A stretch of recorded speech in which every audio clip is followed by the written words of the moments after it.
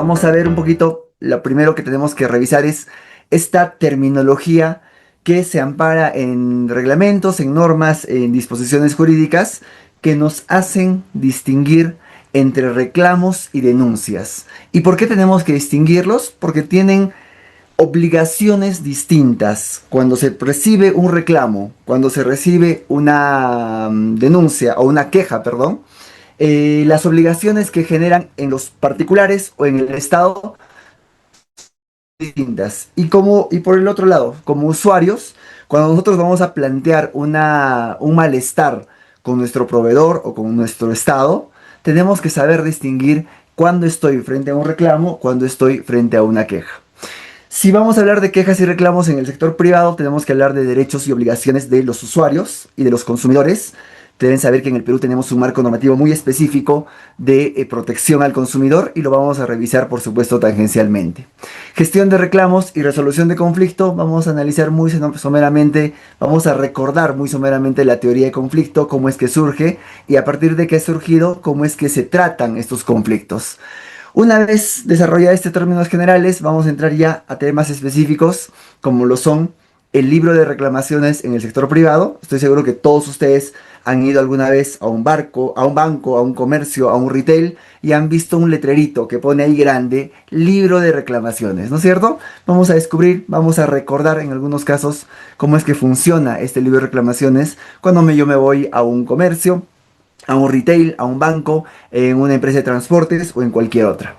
Y después vamos a ver rápidamente también el libro de reclamaciones del sector público, porque aunque no se sepa mucho, aunque no esté muy difundido, así como todos los privados deben contar con un libro de reclamaciones, el Estado y todas sus dependencias también cuentan con un libro de reclamaciones. Así que vamos a revisar el libro de reclamaciones de el Estado. Y finalmente vamos a hablar un poquito sobre la detección de patrones de insatisfacción, patrones regulares, que si estamos en el sector público o en el sector privado nos van a servir para ir revisando cómo es que debemos atender estos reclamos, estas insatisfacciones recurrentes. Les decía que hay una diferenciación entre el libro de reclamaciones del sector privado y el libro de reclamaciones del sector público o el libro de reclamaciones del Estado. Pero antes de hablar de esta específica diferenciación, yo quiero que recordemos algo que hemos visto en sesiones pasadas también, que es la diferencia en dos conceptos básicos entre cliente y usuario. En términos de gestión pública, estas dos palabras tienen significados completamente distintos, aunque a veces en el día a día los utilicemos de manera aleatoria. El cliente es aquel que tiene la libre decisión de consumo y por tanto cuando hablamos de cliente estamos hablando del sector privado. Y el usuario es aquel que tiene la obligatoriedad del uso de servicio o el monopolio de servicio al cual y por el cual entonces estamos hablando del sector público.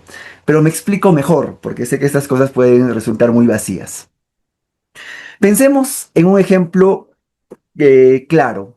Para estas elecciones regionales que se vienen, yo tengo que ir a votar y para ir a votar necesito mi documento de identidad, mi DNI, ¿no es cierto?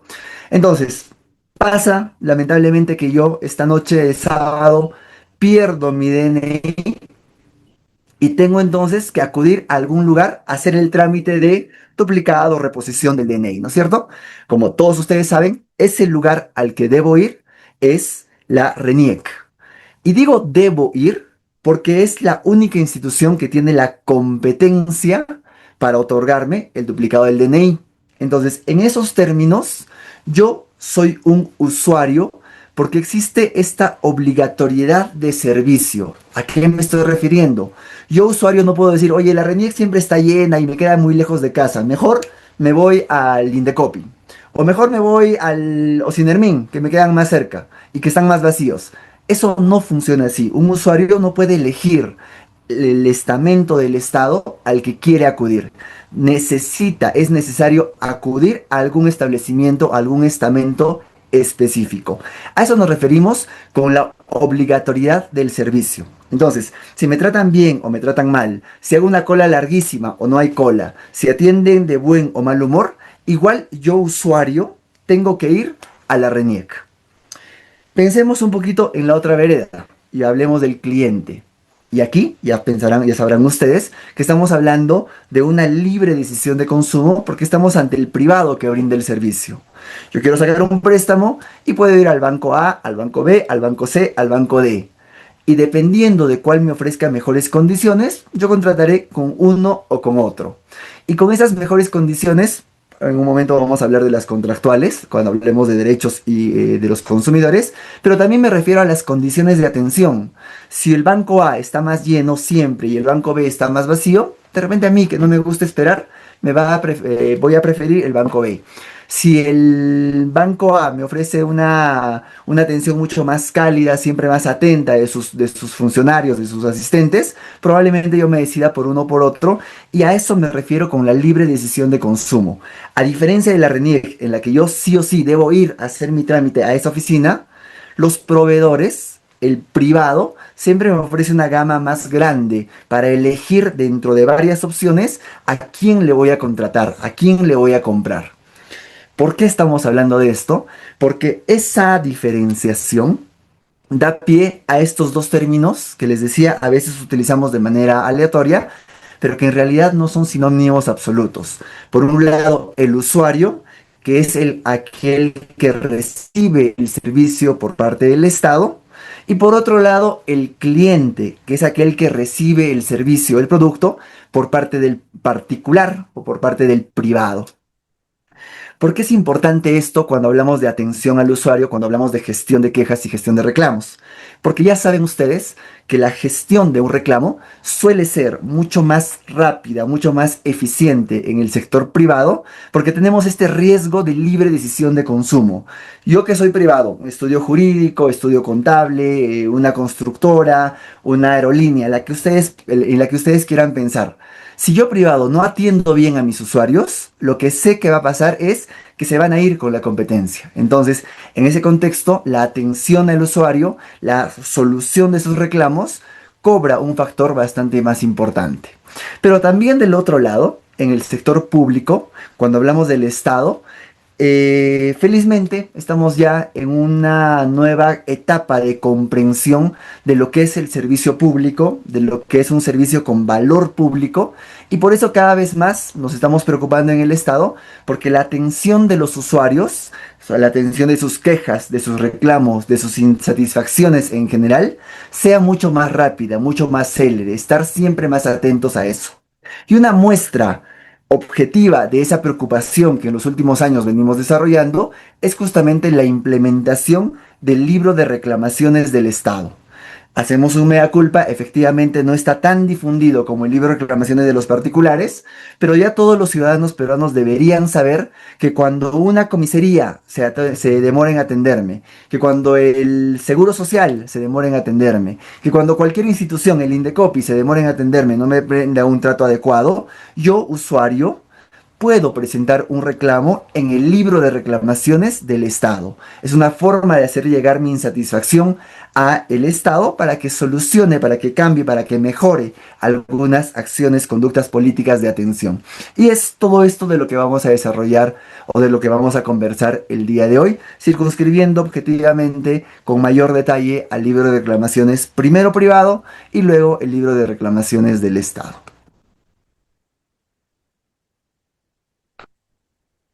Vamos a comenzar entonces en ese sentido con los reclamos en el sector privado. Y como hablamos de reclamos en el sector privado, nos estamos refiriendo a aquellos particulares, bancos, comercios, malls, constructoras, que me van a brindar o me van a prestar un servicio en este contexto que llamamos mercado, y en esa prestación van a surgir algunos derechos y por tanto van a surgir también algunas obligaciones en esta relación que hay con los clientes, es decir, lo que en adelante vamos a llamar consumidores y proveedores.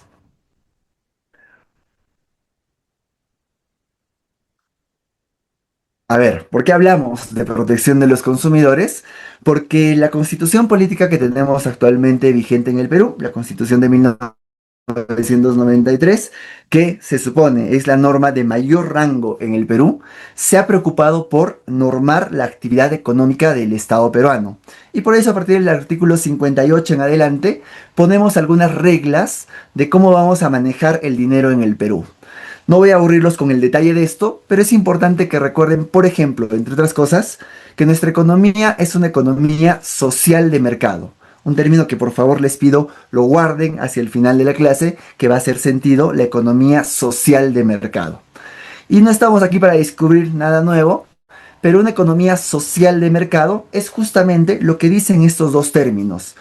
Por un lado, una economía social y por otro lado, una economía capital o capitalista o liberal o de mercado. La idea básica ya la tienen ustedes, una economía social o un sistema social de mercado es aquel sistema de planificación central. ¿A qué me refiero con planificación central? Cuando el Estado toma las decisiones. Seguramente les suena, ¿no? Países en los que el Estado dice cuánto va a costar el balón de gas. No lo dice el particular, no lo dicen los proveedores, lo dice el Estado. Un Estado en el que se señala o en el que el Estado decide, el gobierno decide cuánto va a costar el producto de la canasta básica, ¿no? Cuánto va a costar determinadas galletas, determinados panes, porque los medios de producción están en un sistema de planificación central, es decir, el Estado decide las cosas respecto de la economía. El Estado decide qué se produce, cómo se produce, cuánto se produce y más fácil y más común todavía, cuánto cuesta aquello que se produce. Surgen entonces los fenómenos de economías centralizadas, de economías no libres, le llaman algunos, o de economías decididas por el Estado, en los que los precios no se mueven en esta oferta en este mercado de oferta y demanda, sino que los precios los decide un funcionario público a partir de algunos impuestos, a partir de algunos aranceles, a partir de algunos subsidios y demás. Supone que en el otro modelo, en la otra vereda, por así decirlo, está la economía de sistema capitalista, ¿no es cierto? Este que es mucho más conocido para nosotros porque es un sistema en el que nos vamos moviendo hace algunos años, en el que se supone el Estado realiza un papel demasiado escaso y se lo deja todo a la economía de mercado. Esta regla de la oferta y la demanda, que cuando mayor oferta hay, los precios van a bajar, que cuando mayor demanda hay, los precios van a subir, ¿no es cierto? Y en esa economía funciona este modelo en el que, por ejemplo, si muchas personas quieren tomar un bus en Año Nuevo, en Navidad, el precio tiene que subir porque la demanda ha subido.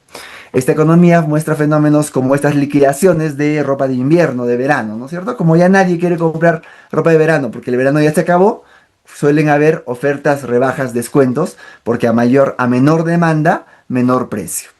Estos dos modelos son, por supuesto, teóricos. La realidad nos muestra que se van mezclando un poquito. Y justamente en esa realidad, todavía en el año 93, el Perú dijo, voy a tomar un poquito del sistema socialista y un poquito del sistema capitalista y voy a crear una economía mixta, lo que nuestra constitución llamó economía social de mercado.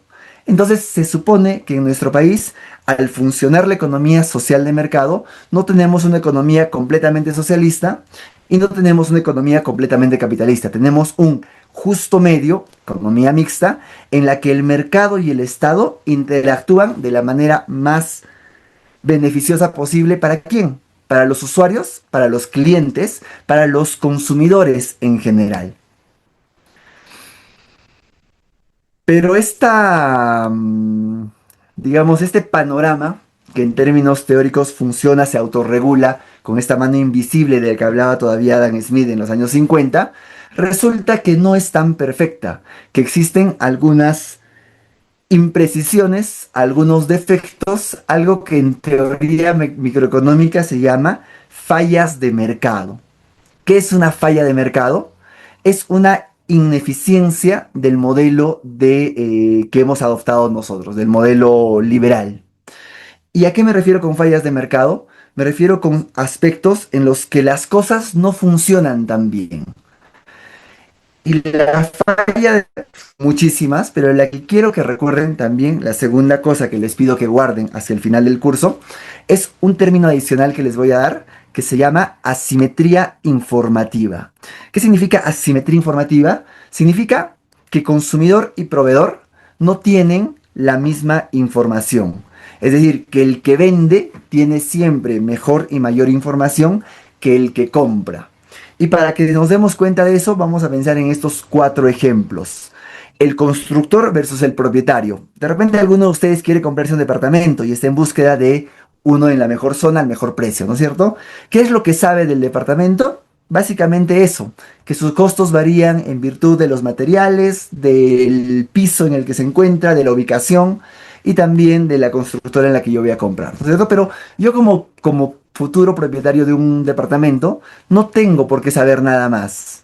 En cambio, si conversan con un constructor, con una constructora, se van a dar cuenta que esa constructora tiene muchísima información sobre cómo se construye, procesos constructivos, autorizaciones, zonas, usos de suelos y zonas de construcción, horarios de y demás. ¿Por qué? Porque el proveedor, en este caso un constructor, tiene siempre mejor información que el propietario, en este caso el consumidor. Pensemos en el banco con el cliente. Si yo quiero sacar un crédito, lo que sé es cuánto me van a cobrar de tasa y por ahí alguna otra información más. Pero el banco tiene muchísima más información sobre seguros de encaje, tiene información del movimiento de la banca o del interés regular, tiene detalles sobre depreciación de dinero, tasas de interés y demás. Como cliente yo tengo que saber todo lo que sabe el banco. No, porque es una falla normal del mercado. Pasajero y transportista, me quiero ir a, no sé, a Santiago estas vacaciones. Lo que sé es que quiero comprar un pasaje y que algunos papeles que necesito. Pero el transportista aéreo tiene mucho más conocimiento, sabe cuáles son los techos de despegue, sabe cuáles son las condiciones de aterrizaje, sabe cuáles son las condiciones de aeronavegación, la regulación al respecto y todos esos temas que yo cliente, yo pasajero, no necesariamente tengo que saber. Mi último ejemplo, me gusta muchísimo este, el patrocinado y el abogado. Ahí nos vamos a dar cuenta que el proveedor, en este caso el abogado, siempre tiene mejor y mayor información. Yo quiero hacer un proceso de titulación de un terreno que tengo por ahí. Tengo que saber cómo funciona la norma, cómo está el código civil, cuál es el reglamento de inscripciones. No, porque para eso yo patrocinado contrato un abogado que sepa todo esto. El que el abogado sepa más es una manifestación de esta falla de mercado a la que llamamos asimetría informativa. Este proceso natural en el que el proveedor sabe más que el consumidor, que es normal, que es natural, incluso es deseable que el proveedor sepa más que el consumidor, porque como ustedes ya saben ahora, el tener información, el buscar información, el almacenar información es un costo siempre, ¿no es cierto? Entonces, yo consumidor, yo usuario, ¿para qué voy a juntar costos si puedo pagarle a alguien, a un abogado, a un transportista, a un banco, a un constructor, para que me solucione el problema, para que me haga más fácil la vida? Esa es la idea, en realidad, de los mercados modernos, de los mercados actuales con los que convivimos hoy en día. Que la falla de mercado que llamamos asimetría informativa no sea un obstáculo, sino más bien sea una condición normal que nos facilita a comprar, a vender. Y dirán, en la clase de atención al usuario, porque hemos comenzado estos 10 primeros minutos a hablar sobre asimetría de mercado, constitución y demás, porque acá comenzamos a hablar de consumidor. Todos estos esquemas que les he ido mostrando se mueven alrededor de un último artículo de la Constitución que vamos a revisar, el artículo 65, que dice a la letra, y me permito leerlo: el Estado defiende el interés de los consumidores y usuarios. Para tal efecto, garantiza el derecho a la información sobre los bienes y servicios que se encuentran a su disposición en el mercado. Asimismo, vela en particular por la salud y la seguridad de la población. ¿Se acuerdan que ya distinguimos dos conceptos? Por un lado consumidores y por un lado usuarios. Entonces ya saben ustedes que la Constitución está hablando, está diciendo que nosotros, Estado peruano, protegemos tanto a las personas que adquieren, que contratan, tanto en el sector privado, consumidores, como en el sector público, usuarios. Por tanto, debe haber calidad de servicio en el privado, como también debe haber calidad de servicio en el público, porque la Constitución protege a ambos, al consumidor y al usuario, es decir, al que contrata en el sector público y al que contrata en el sector privado. Para tal efecto, para que eso pase, para que esta protección sea adecuada, ¿qué es lo que garantiza especialmente la Constitución? La información. Y habiendo tantos derechos, ¿por qué creen ustedes que garantiza la información? Porque la Constitución ya sabe que detrás de nuestro modelo económico existe esta falla de mercado a la que llamamos asimetría informativa. Sabemos que el proveedor tiene mayor y mejor información que el consumidor y por eso la Constitución dice lo más importante que yo debo proteger cuando usuarios, mis consumidores, es la información a la que tienen acceso, la información que el proveedor les debe dar, la información que deben recibir. Y es por eso que esta Constitución, en este artículo 65, protege especialmente estos aspectos de los que les he ido comentando. Pero además de la Constitución, les decía, felizmente hace ya unos más de 16 años, tenemos un Código de Protección y Defensa del Consumidor, una ley 29571, todavía ya por del 2010, que establece los derechos que tienen todos los consumidores y que tienen todos los usuarios en el Perú. Entonces, para los que no son abogados, así como en el Perú hay un código civil, hay un código penal, hay un código tributario, también hay un código de consumo. Se llama Código de Protección y Defensa del Consumidor y tiene una serie de derechos que deben respetarse a los consumidores y una serie de obligaciones que deben cumplir los proveedores. Información, protección frente a la publicidad, idoneidad, garantías, protección de alimentos, contratos, no discriminación o prohibición de discriminación, protección de intereses económicos, cláusulas abusivas, métodos comerciales abusivos, un montón de cosas.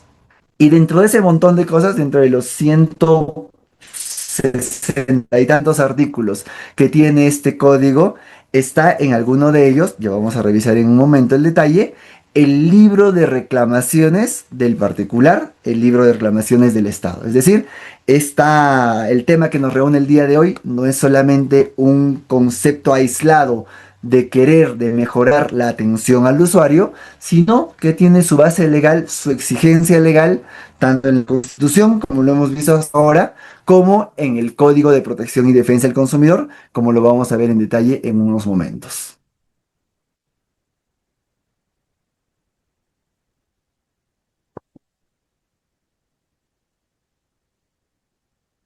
Entonces, aquí ya entramos a comenzar a revisar estos conceptos que les decía debemos ir conociendo. Reclamo, queja, sugerencia, que a veces utilizamos de manera inconsistente, pero que en realidad tienen significaciones jurídicas y por tanto obligaciones jurídicas también distintas. Pero partamos del manejo del conflicto, primero de la teoría de conflicto. El conflicto, esta contraposición de intereses, en realidad existe cuando hay oposición, cuando hay fuerzas contrarias de posiciones respecto a algo. La teoría de conflicto nos dice que el conflicto puede surgir en cualquier contexto del quehacer humano, es decir, que todas las relaciones humanas, el conflicto es natural. Entonces, así como les decía hace unos instantes, por favor, normalicemos la asimetría informativa, normalicemos las fallas de mercado, normalicemos que nuestro sistema de cómo nos movemos políticamente tiene fallas, también normalicemos el conflicto. Porque, otra vez, la teoría del conflicto nos dice que cuando hay posiciones que se oponen, lo normal, lo regular, lo natural es que el conflicto surja. Así que espero que si pertenecemos al sector privado de esta clase, de este curso, nos vayamos sabiendo que el conflicto, que el recibir un reclamo, una queja o una sugerencia, no está mal. Todo lo contrario, está bien recibir reclamos porque son oportunidades para cambiar, para mejorar. Está bien recibir reclamos porque el conflicto es algo natural en las relaciones humanas. Entonces yo, proveedor, que me dedico a la prestación de servicios, es natural que con mis clientes surjan posiciones que se opongan. Entonces no está mal que exista conflicto y por tanto estamos reunidos en esta clase para saber cómo manejar ese conflicto que ya saben ustedes, necesariamente va a surgir en algún momento de nuestra vida como servidores o como prestadores de servicios privados. Ahora, si estamos al frente en el sector público, con mayor razón todavía, debemos saber que es completamente normal, que es completamente natural que con los usuarios surjan oposiciones, surjan posiciones encontradas o posiciones que se opongan y por tanto el conflicto también va a surgir. Otra vez, creo yo, no está mal que surja el conflicto en las relaciones de atención a los usuarios. Lo importante está en saber entender por qué surge este conflicto y sobre todo, algo que vamos a ver también el día de hoy, cómo atender ese conflicto. Generalmente, la teoría de conflicto nos dice esto, generalmente las fuentes son múltiples e interactúan influyendo unas sobre otras. Por tanto, olvídense de esta idea de que esto le ha molestado a mi cliente o esto no le ha gustado a mi usuario, porque ese detonante es solamente eso. Es un detonante respecto de múltiples fuentes que van a ir interactuando para generar el conflicto.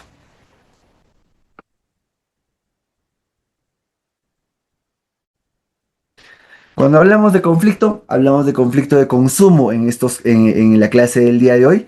Nos vamos a referir a aquellas situaciones, aquellas oposiciones o aquellas posiciones encontradas respecto de la venta de un producto, si estoy en el sector privado, o respecto de la prestación de un servicio estatal, si estoy en el sector público, ¿no es cierto? Y por tanto, deben saber que un conflicto, que ya saben ustedes, es completamente normal que surja, tiene algunos estilos, algunas estrategias de gestión, es decir, algunas formas de solucionar ese conflicto. Las clásicas que nos plantea la teoría del conflicto son la evasión, cesión, competencia, transacción y colaboración. Como tenemos algo de tiempo, vamos a revisar muy someramente de qué se trata cada uno de estos estilos, cómo es que yo puedo reaccionar para cuando surja este espacio de posiciones encontradas con mis clientes o con mis usuarios. El modelo de evasión, que en teoría es un perder-perder, consiste en básicamente simplemente ignorar el conflicto, es decir, la inacción como herramienta, simplemente salir, huir del conflicto, evitando enfrentarlo o confrontarlo. La idea es que los costos que implican afrontar el conflicto son muy altos y por tanto me es más fácil evadir, me es más fácil salir del conflicto sin afrontarlo. Dirán, es una forma demasiado precaria, demasiado imprecisa de abordar un conflicto, ¿no es cierto? Pero la práctica nos dice que muchas veces la evasión es algo positivo para la atención de un usuario. Imagínense ustedes, espero que nunca les haya pasado, y si les pasa, ya saben, ya van a saber cómo afrontarlo. Imagínense una situación en la que se encuentran con un cliente, con un usuario, como decimos a veces, que simplemente no quiere entender razones. Un usuario cuya única preocupación, cuya única finalidad es simplemente desahogarse.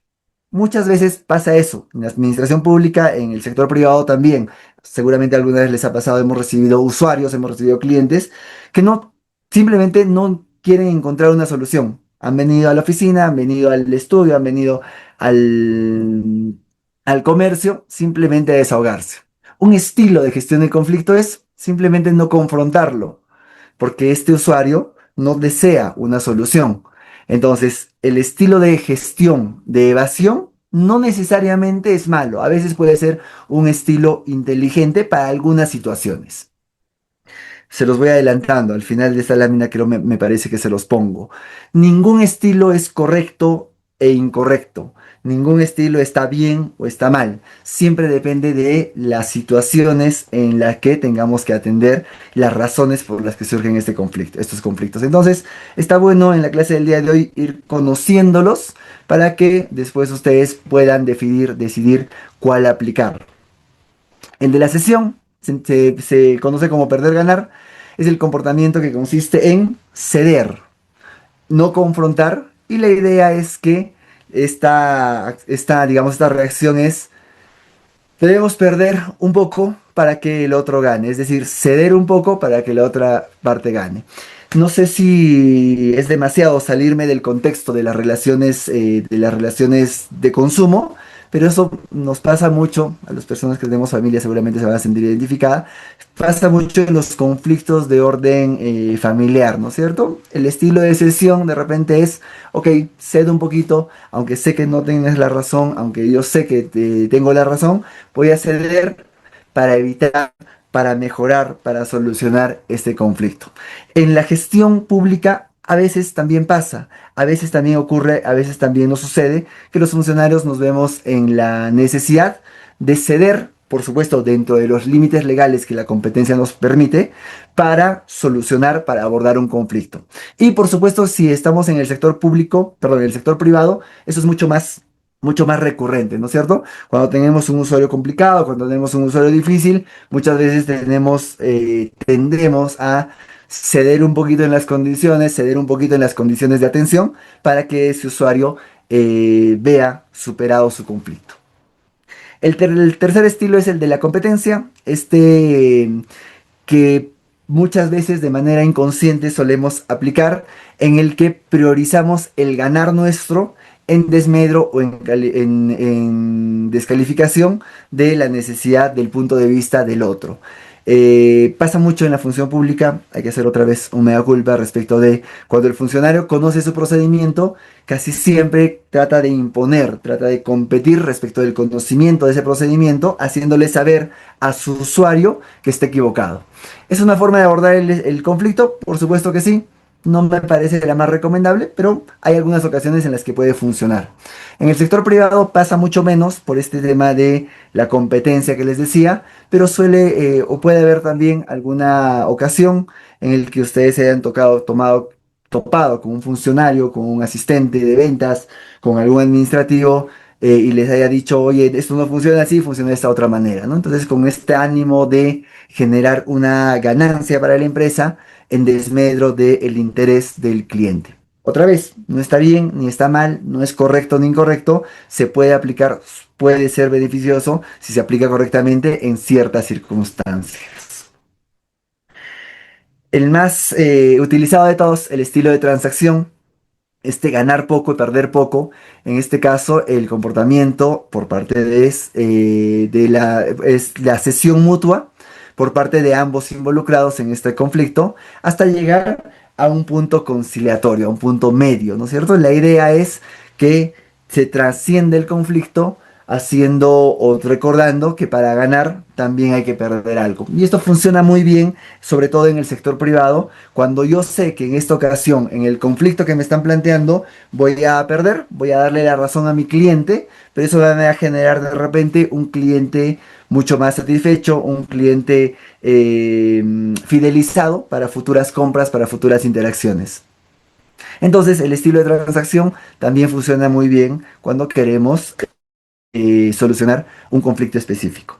Y finalmente, el sistema o el estilo colaborativo, esta idea de ganar, ganar, que no muchas veces se puede aplicar, pero es el óptimo al que deberíamos apuntar, ¿no es cierto? Un estilo ciertamente poco practicado, que se basa en la satisfacción mutua de intereses. La idea que lo sustenta es que para satisfacer nuestros intereses, a la vez hay que satisfacer los intereses de otro, entendiendo que esta oposición de intereses que ha generado el conflicto no necesariamente es una oposición irreconciliable. A veces es simplemente darle la vuelta al punto de vista del otro para tratar o para entender que en realidad estamos en la misma línea y que simplemente hay que abordar el conflicto desde una esfera, desde una mirada distinta. Esta idea o este estilo colaborativo, les decía ya, es el más difícil de aplicar, pero es el óptimo al que deberíamos apuntar, no solo en el sector privado, que evidentemente es así, porque si no mi cliente se va con la competencia, sino también en el sector público, en el que les decía, somos cada vez más conscientes, felizmente, de que la prestación pública viene acompañada de valor público, es decir, que el funcionario no desarrolla su actividad de cualquier manera, sino que la desarrolla también con calidad, con amabilidad, con estas bondades que siempre le hemos exigido al sector privado, pero que últimamente estamos exigiendo también al sector público.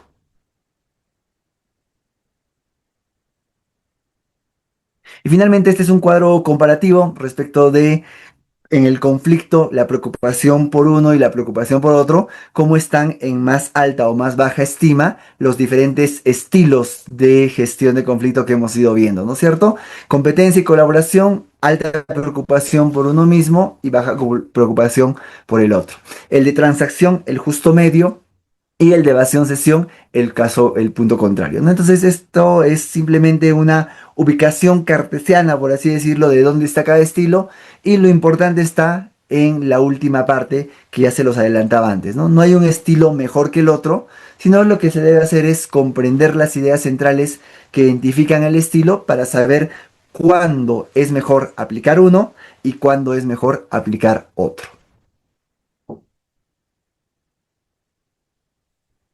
¿Y cómo voy a saber qué estilo aplico en qué determinada circunstancia? Para eso nos puede servir un poquito esta clasificación que hacía CIDE de la PUC, el Centro de Innovación y Desarrollo Empresarial, que en el Perú dijo hace un estudio hace ya bastante antiguo, de hace bastantes años, y que por tanto no es que ha perdido vigencia, sino que más bien que se ha ido consolidando, que llegó a la conclusión de que en el Perú existen 7 estilos o 7 tipos de clientes, a los cuales se les ha puesto estos nombres, adjetivos bastante llamativos, pero es simplemente para identificar alguna característica resaltante de ese tipo de cliente, ¿no? El cliente impaciente, el amistoso, el malhumorado, el todo, el cliente reacio, el cliente desconfiado y finalmente el cliente negociador. Los que hemos estado en la clase, en la sesión pasada, mil disculpas porque ya lo estoy repitiendo, pero los que no hemos estado en la sesión, en la anterior sesión conmigo, sí me tomo un par de minutitos para comentarles que esta tipología de clientes nos ayuda a determinar si nosotros nos dedicamos a la atención al usuario, como sé que en la mayoría de casos de los conectados es así. Es importante conocer cada uno de estos tipos de clientes, no para tacharlos, no para etiquetarlos simplemente, sino para saber qué tipo de gestión puedo aplicar, qué tipo de gestión va a ser más adecuada para atender a ese determinado usuario. Y por eso les pongo ahí este estudio de la tipología del cliente privado, perdón, del cliente peruano en el sector privado, obviamente, ¿no? Y como ya les decía antes, el conflicto es normal, va a surgir en las relaciones humanas en general, en las relaciones de consumo específicas y por tanto, si nosotros nos dedicamos a la atención al usuario, debemos saber que el conflicto, que es de formación natural, tiene que ser abordada desde 3 puntos de vista o desde 3 estrategias. El escuchar, el mostrar empatía y el ofrecer disculpas. 3 circunstancias, 3 estrategias que no requieren mayor ciencia, sino que más bien requieren, diría yo, una voluntad de aplicarlas. Escuchar para conocer el problema, para tratar de identificar la raíz o las raíces del conflicto. Empatía para saber cómo se siente la persona que está afrontando ese conflicto. Y la última, ofrecer disculpas, que no necesariamente es un reconocimiento de responsabilidad, sino es una muestra objetiva de esa empatía, de ese saber que mi servicio no le ha gustado a la otra persona, de ese saber que mi atención no le ha gustado a la otra persona. Y esto es algo que nos falta todavía como consumidores y como proveedores en el Perú, pero el ofrecer disculpas no necesariamente es un reconocimiento de responsabilidad. Yo he conocido en estos años que vengo trabajando en atención al usuario, en protección al consumidor, muchísimas empresas que no, que no llegan a una solución rápida con sus usuarios, con sus clientes, porque creen que ofrecer disculpas va a significar automáticamente el aceptar responsabilidad y por tanto el verse, digamos, expuesto a una sanción si soy el privado, si estoy regulado por las autoridades de consumo en el país. Y eso no necesariamente es así, sino que ofrecer disculpas es parte de la estrategia de manejo de conflictos recomendada en la mejor atención de usuarios. Entonces, ¿qué es lo que se recomienda en esta mejora de atención de usuarios, en esta gestión de conflictos? Cuando recibimos un reclamo, una queja, una insatisfacción. Aquí les he puesto reclamo, pero en realidad aplica para todas estas circunstancias. Primero, atender las quejas o reclamos de manera inmediata. Hay un principio universal que nos plantea que cuanto menos dura la inconformidad, más pequeños son los efectos. Por tanto, puede ocurrir, otra vez, el conflicto es natural, que un cliente mío, que un usuario mío se vea afectado, se vea inconforme con mi servicio. Cuando la atención, no digo la solución, ¿ah? Ojo, digo la atención a esa queja sea lo más rápida posible, esa inconformidad se va a disminuir también. Escuchar con atención, mostrar comprensión, ofrecer disculpas, los tres puntos que vimos anteriormente. Y aquí le sumamos algunas estrategias. Buscar una solución. Ya saben ustedes, si estamos en el privado, ya saben que así como yo puedo brindar un servicio, tengo competencia detrás que puede brindar ese servicio, puede quitarme, robarme ese cliente. Entonces, buscar un compromiso real de buscar una solución, por supuesto, es una estrategia en la gestión del conflicto. Resolver la queja lo más rápido posible, ya se les decía, asegurar la conformidad del cliente, ante solución, no es solamente solucionarlo y ya, sino hacer conocer esa solución a mi cliente, si estoy en el sector privado, a mi usuario, si estoy en el sector público, y asegurarme de que el cliente está satisfecho con esa solución, con esa propuesta que le he dado. Anotar cualquier queja de los clientes, y anotar cualquier queja, hace unos años ya en el Perú se ha traducido en una obligación legal, que es ofrecer el libro de reclamaciones, que lo vamos a ver enseguida. Preguntar y repreguntar, porque muchas veces también, esto nos explica la teoría del conflicto, muchas veces no hay un conflicto real, es decir, no hay una inconformidad real con mi producto, con mi servicio, sino es una inconformidad producto del no haberse entendido en el proceso de venta entre el consumidor y el proveedor. Por eso preguntar, repreguntar es una estrategia que nos ayuda a solucionar conflictos, a gestionar conflictos. Y finalmente, realizar un seguimiento de cada reclamación, que esto también hace algunos años en el Perú se ha vuelto más que una estrategia, se ha vuelto en una norma legal, porque al tener ya un libro de reclamaciones, este libro de reclamaciones tiene un registro perfectamente trazable de cuándo se interpone, cuándo se responde, qué solución se otorga, y todo eso digamos, se recopila ante las autoridades competentes. Si estamos en el Estado, ante el auditor del libro de reclamaciones estatal, que es la Contraloría, y si estamos en el privado, ante el supervisor del libro de reclamaciones del privado, que es, en el caso del Perú, el Indecopi.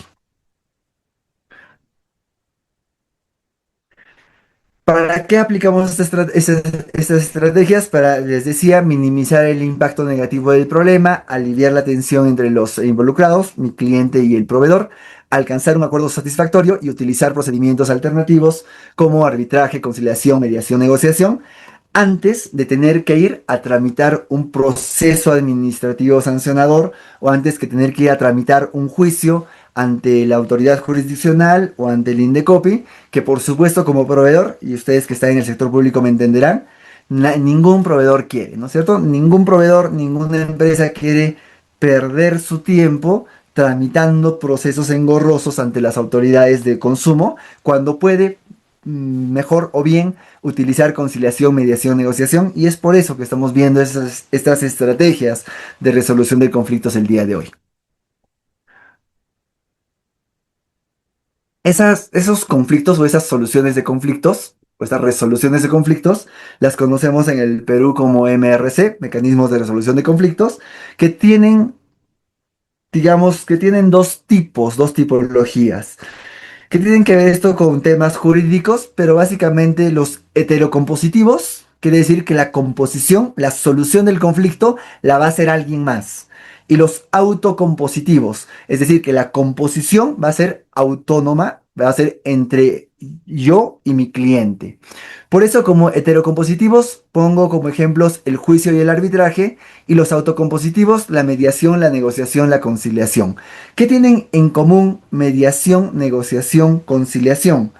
Que yo y mi cliente vamos a llegar a un acuerdo, a un justo medio, a una solución entre nosotros, mediando, conciliando, negociando. Entonces, el cliente no va a tener que irse ante el Estado, ante un proceso jurisdiccional, ante el Indecopi, para reclamarme algo. Cuando me lo reclame a mí a través de mi libro de reclamaciones, a través de un contacto directo con mis trabajadores, yo puedo ofrecerle una mediación, conciliación, negociación.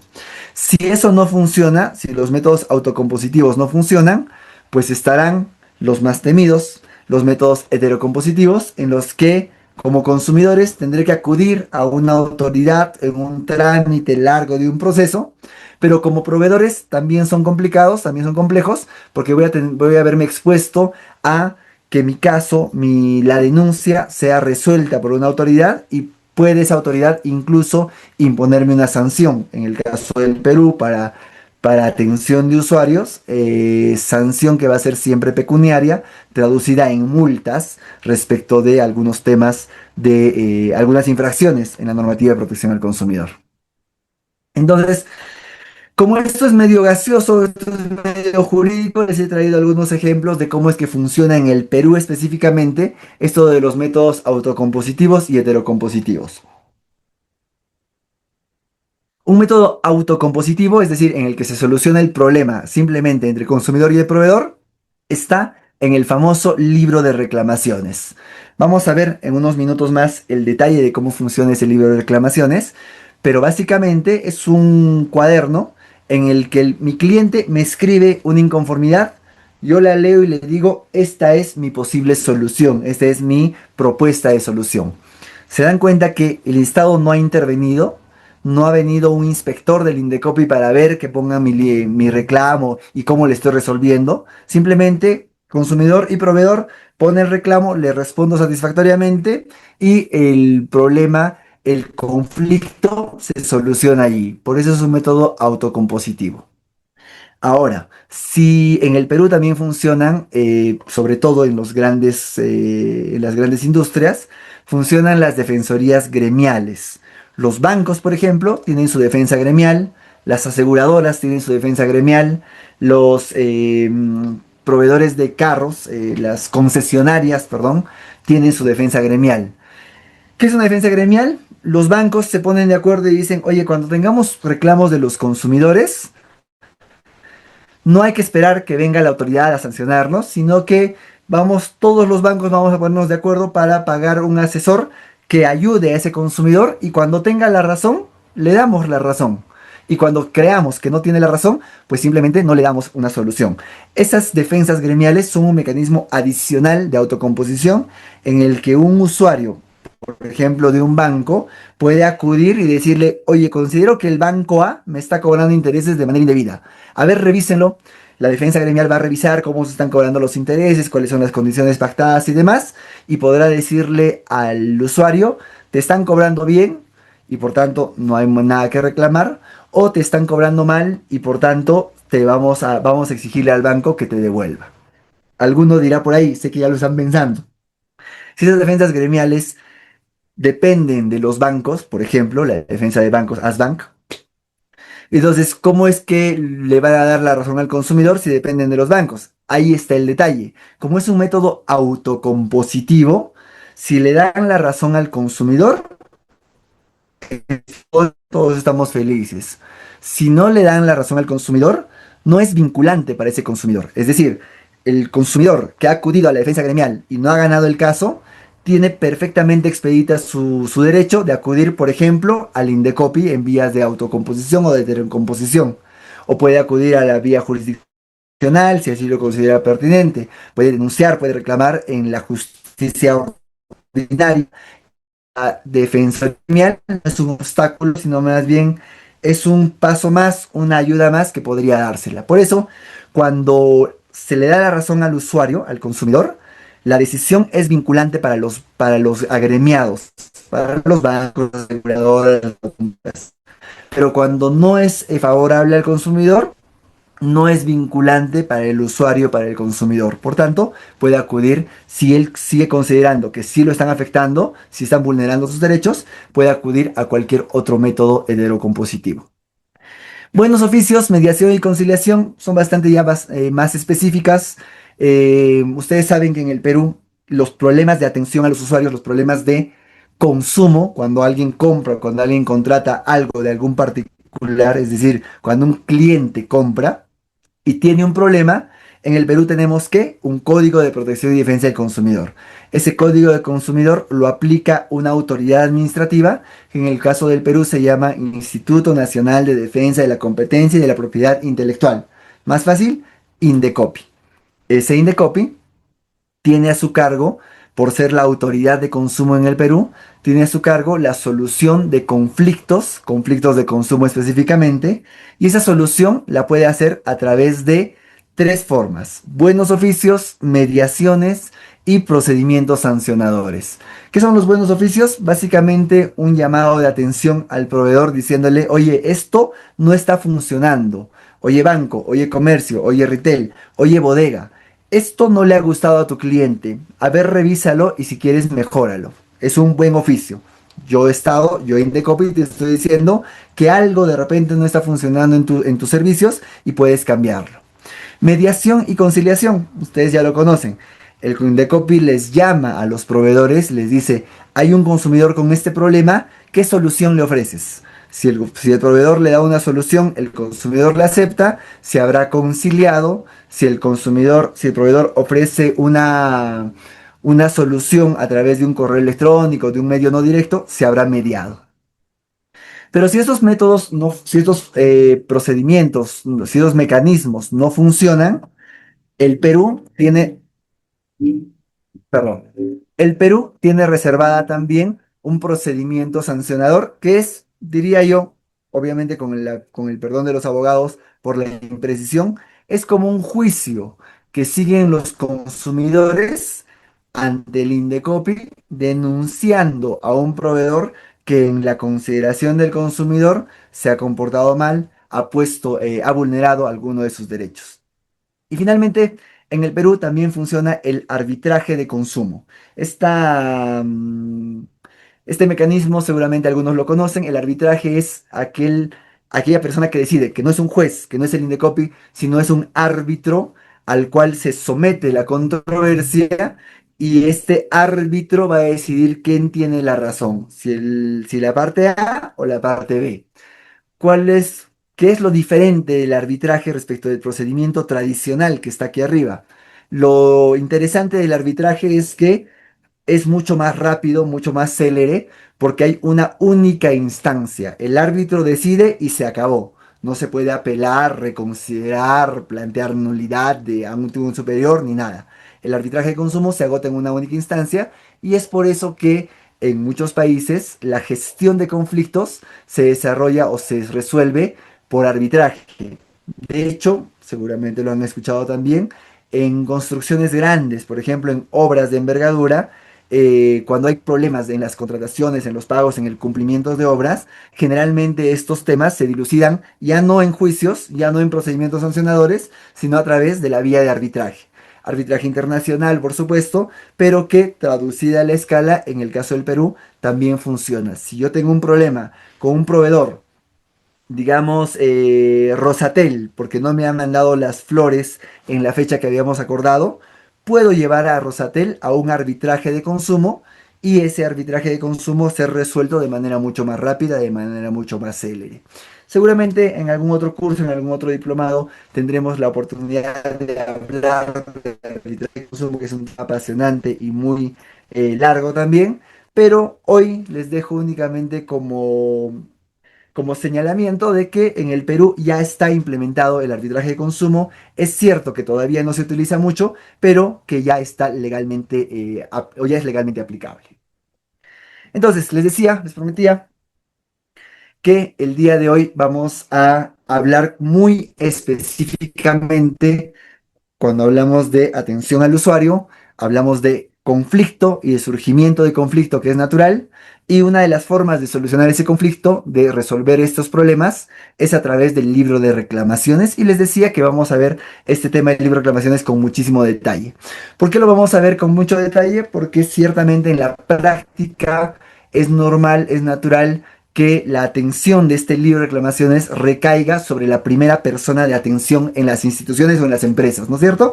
Y esa primera persona de atención en las instituciones suelen ser los asistentes administrativos, los asistentes de atención al público y por tanto en este diplomado de atención al público es importante que tengamos una idea bastante bien formada.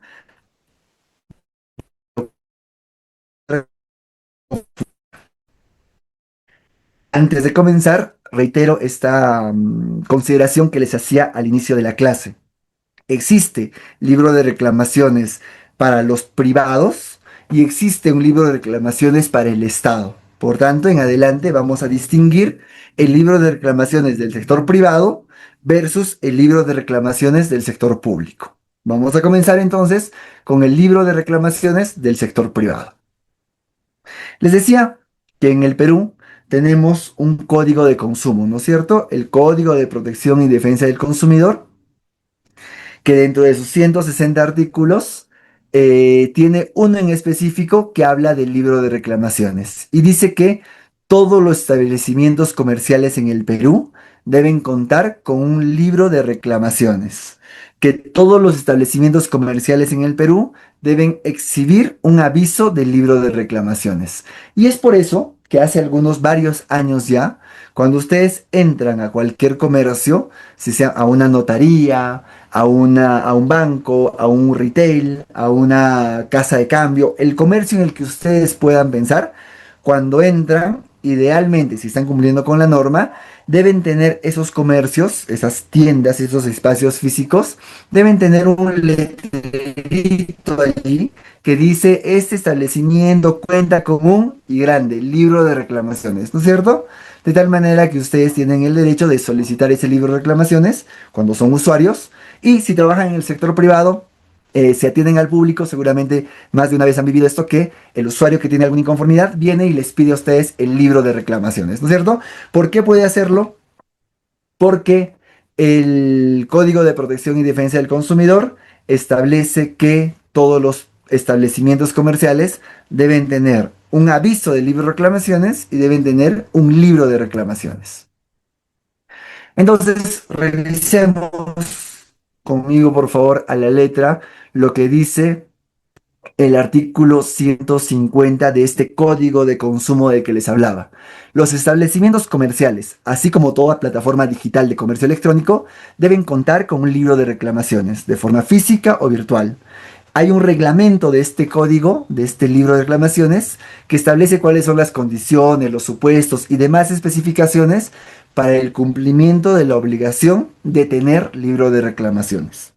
A continuación, el artículo 151 de este código dice también, a efectos de cumplir con el libro de reclamaciones, los establecimientos comerciales deben exhibir en un lugar visible y accesible al público un aviso que indique la existencia del libro de reclamaciones y el derecho que tienen los consumidores de solicitarlo cuando lo estimen pertinente, conveniente. Asimismo, las plataformas digitales de comercio electrónico exhiben permanentemente en un lugar visible y fácilmente accesible el enlace del libro de reclamaciones. Además, todas las especificaciones van a estar en un reglamento. A ver, ¿qué es lo que quiero que se lleven del libro de reclamaciones? Primero, que legalmente todos los proveedores deben tener un libro de reclamaciones. Dirán, estimado, pero yo he entrado a una tienda una vez y no había aviso de libro de reclamaciones. Ok, puede pasar, de hecho pasa, pero esa tienda está vulnerando la ley.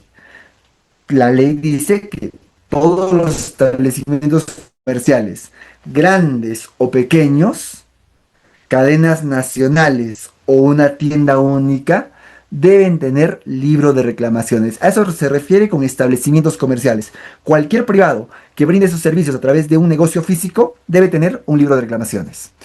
Pero la ley 32495, una ley reciente, un año, un poco menos de un año, le ha sumado a estos establecimientos físicos, también le ha sumado la obligación a las plataformas digitales de comercio. Y esto tiene mucho sentido. A raíz de la pandemia, ustedes saben que las transacciones se han virtualizado y pasa muchas veces que los proveedores ya no tienen tienda física, ¿no? Se han dado cuenta últimamente, está más de moda que los proveedores ya no tengan tienda física, las operaciones se hagan online. Entonces, esto ha dado pie a lo que en el mundo ya se conoce como e-commerce o comercio electrónico, y que por supuesto el Perú a través de normativa también ha ido regulando y por eso se ha modificado esto de libre reclamaciones y desde ahora, desde hace más de un año, todas las plataformas digitales, perdón, hace menos de un año, todas las plataformas digitales también deben tener libro de reclamaciones. Entonces, ya saben ustedes, si son asesores, si son personal de atención de empresas que están desarrollando sus actividades de manera virtual, deben comentarles también que es obligatorio que también tengan un libro de reclamaciones en esas plataformas digitales de comercio electrónico. Tanto el libro de reclamaciones como el aviso de libro de reclamaciones es exigible a cualquier proveedor, a todos los proveedores a nivel nacional en el Perú.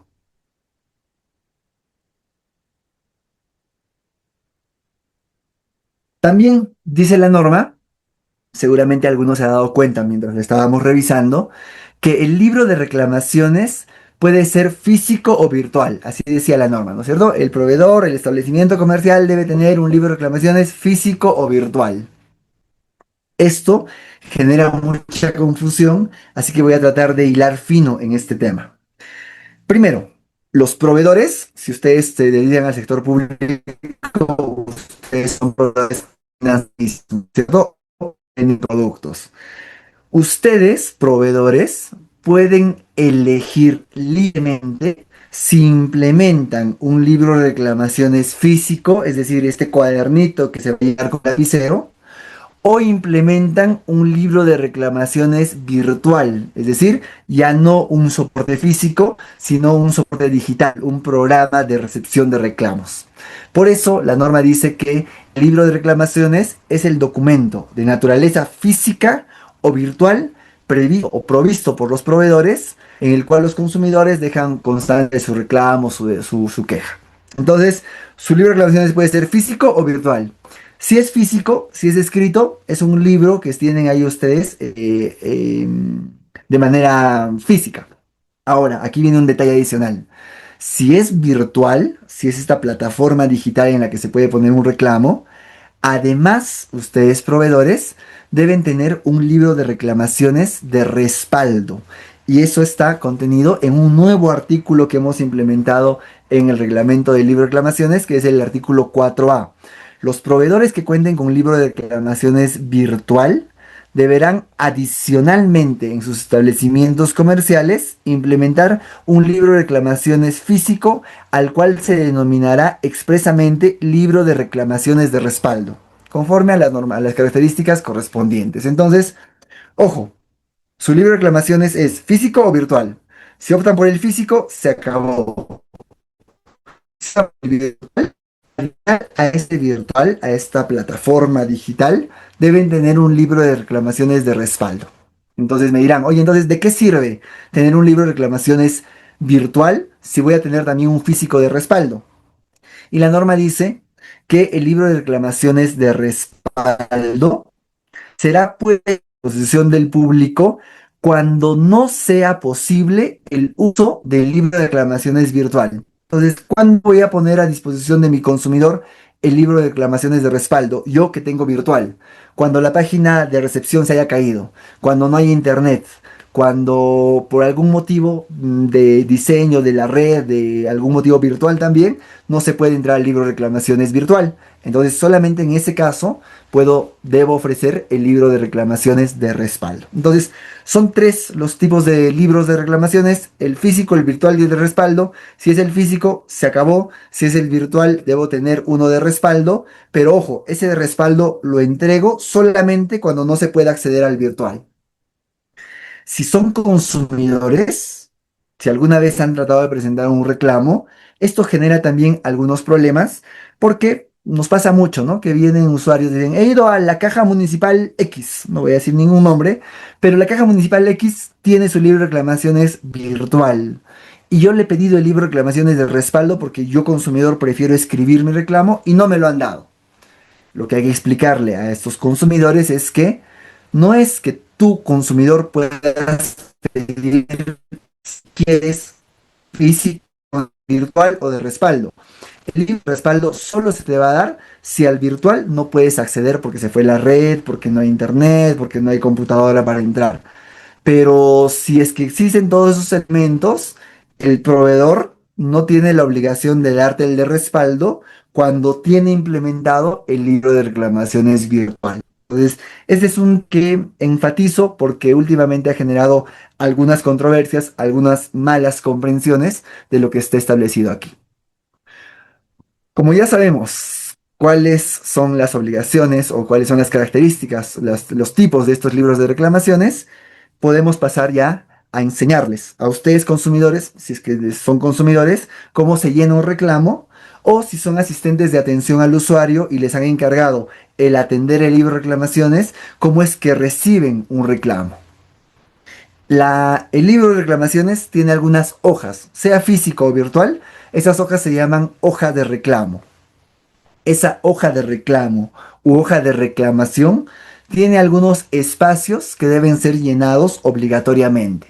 La denominación que permita identificar claramente que es una hoja de reclamo como tal, el número de correlación impresa, obviamente si es físico, el código de identificación, la fecha del reclamo o la queja, la identificación del proveedor o del establecimiento, la identificación del consumidor, la identificación del producto, el detalle o la razón del reclamo o la queja, el pedido del consumidor, lo que llamamos en derecho la pretensión, qué es lo que quiere el consumidor.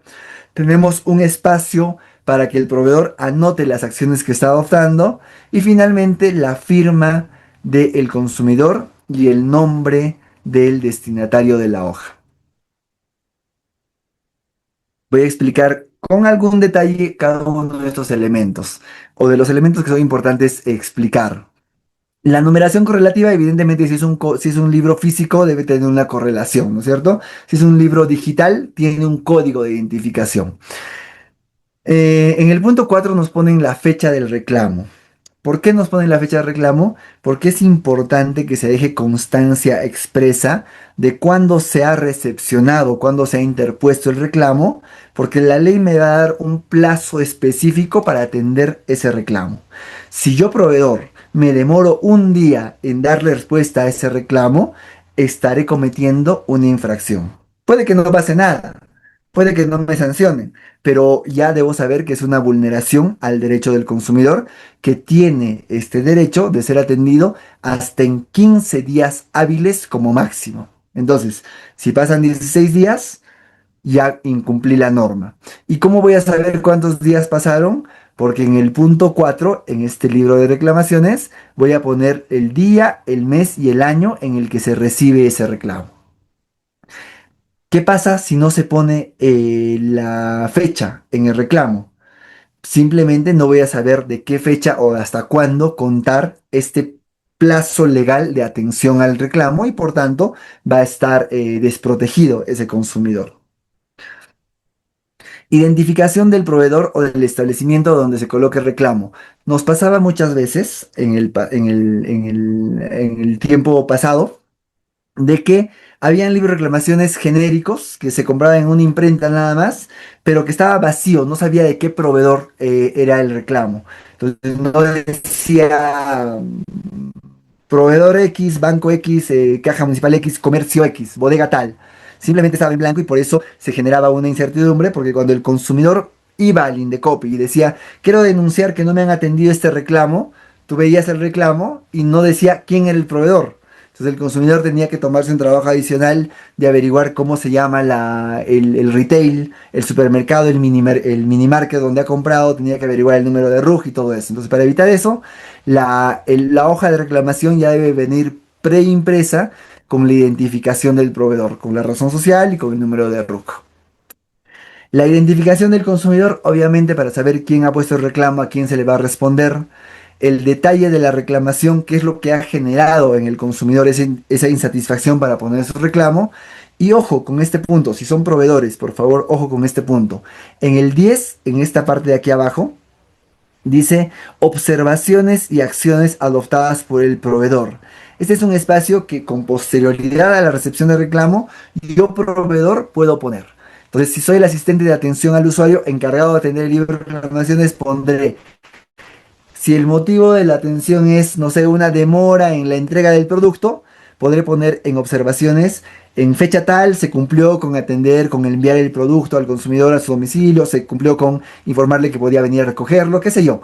Ese detalle es para que los proveedores pongan las acciones que han adoptado a raíz de ese reclamo. Entonces, ¿es obligatorio? No es obligatorio, se puede o no puede poner. Yo recomiendo siempre a los proveedores que pongan ese detalle para hacer un seguimiento, una trazabilidad de cómo se ha atendido. Finalmente, la firma del consumidor, evidentemente, para dejar constancia de la autenticidad de ese reclamo.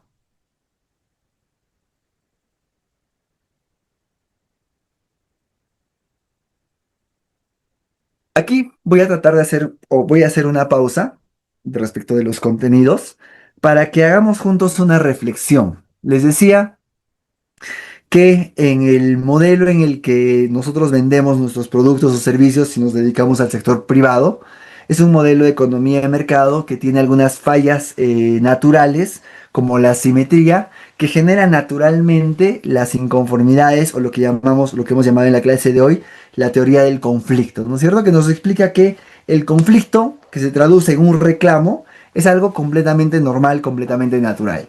Entonces, quiero que reflexionemos en eso porque muchas veces recibir si somos proveedores, muchas veces recibir un reclamo se identifica como una cuestión negativa, como algo malo.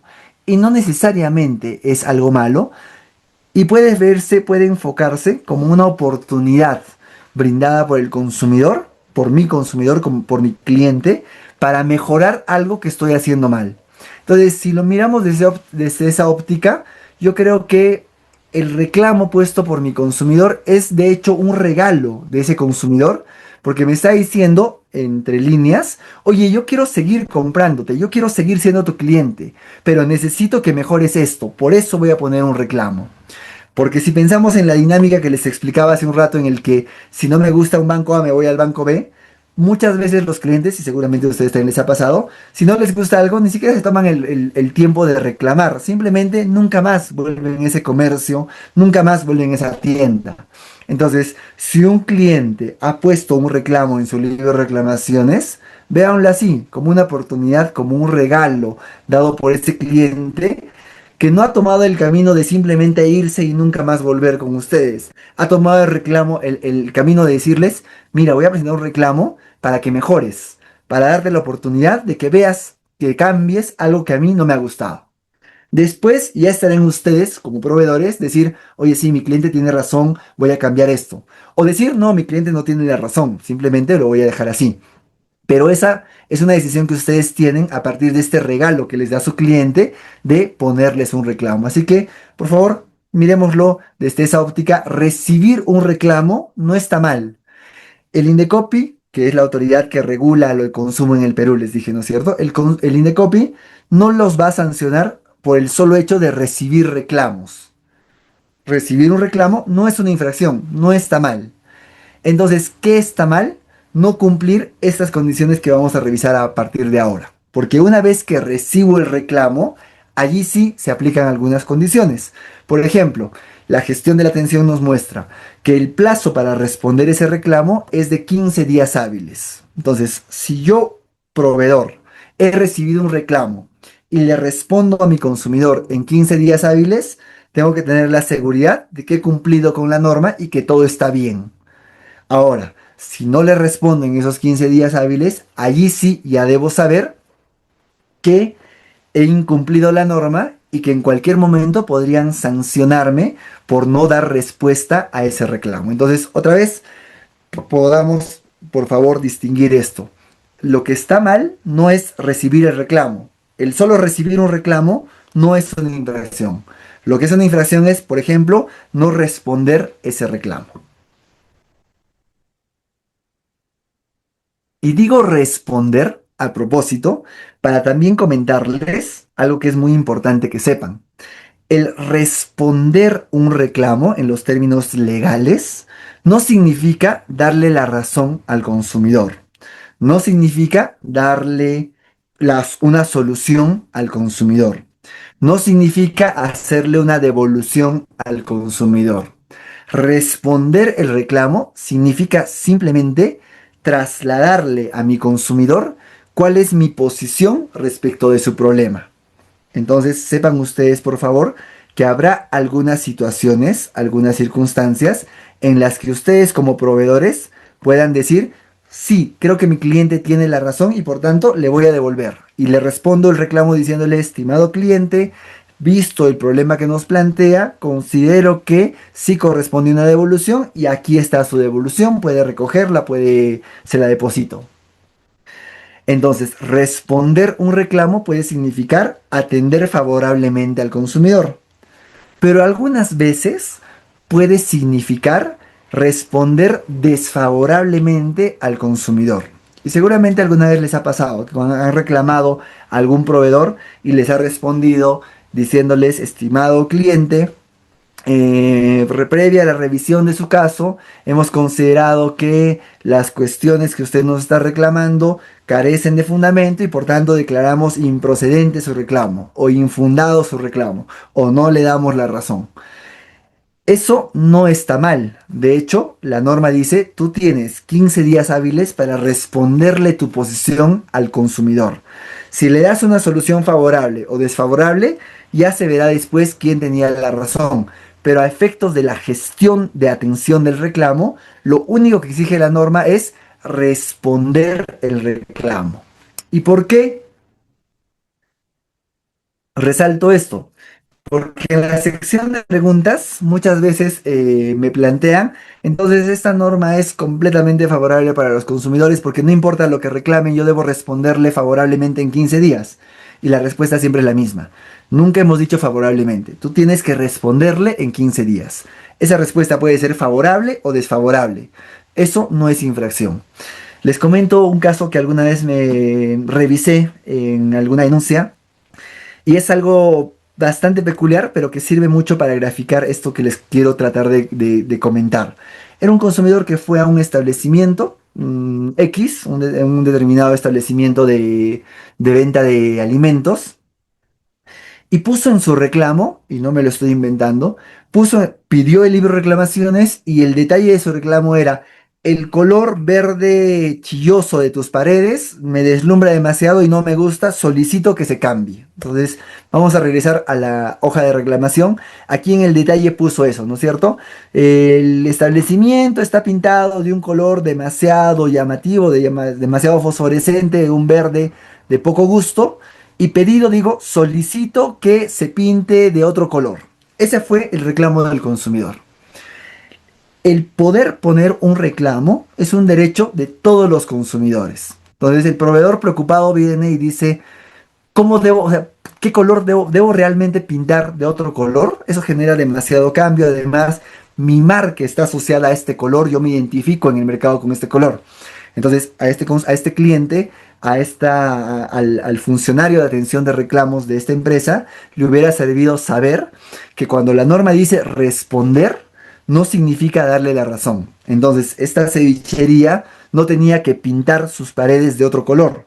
Simplemente tenía que responderle al usuario, más o menos diciéndole, estimado cliente, este es nuestro color comercial, este es el color que hemos decidido y no lo vamos a cambiar. Punto, se acabó. Se cumplía con darle una respuesta al consumidor. Entonces, dense cuenta, por favor, distingan, por favor, que el libro de reclamaciones o la respuesta al libro de reclamaciones no significa necesariamente darle la razón al cliente, sino significa trasladar la posición del proveedor al consumidor.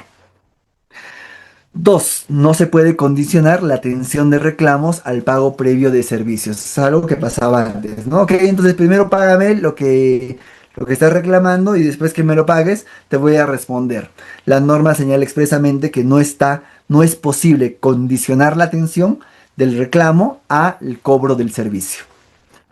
Si cuentan con más de un establecimiento, de repente aquí hay presente algún asistente de atención de una cadena nacional, por ejemplo, si han optado por implementar un libro de reclamaciones físico, deben saber que ese libro de reclamaciones físico debe implementarse en cada uno de los establecimientos comerciales.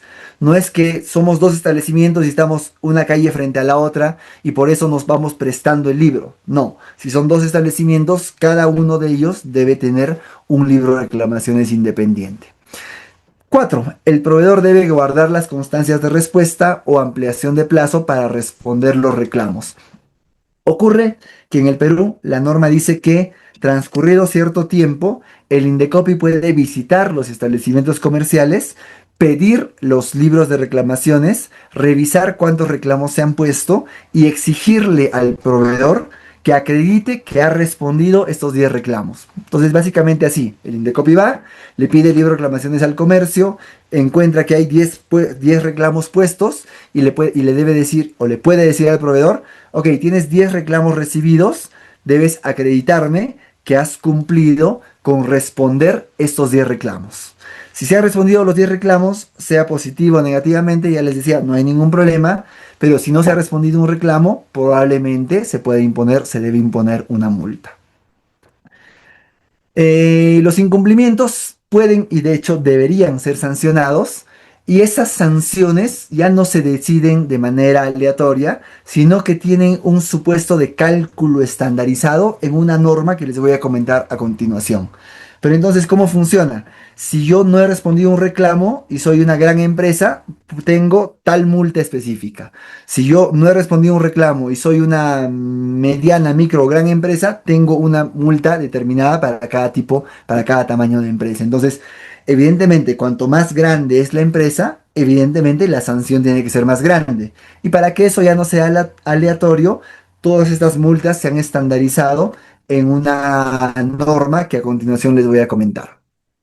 Además, deben conservar la hoja de reclamaciones por el lapso de 2 años desde la fecha en la que se registró el reclamo, porque este tiempo en el que les decía que el Indecopi puede ir a pedirles su libro de reclamaciones es justamente los últimos 2 años desde la interposición del reclamo.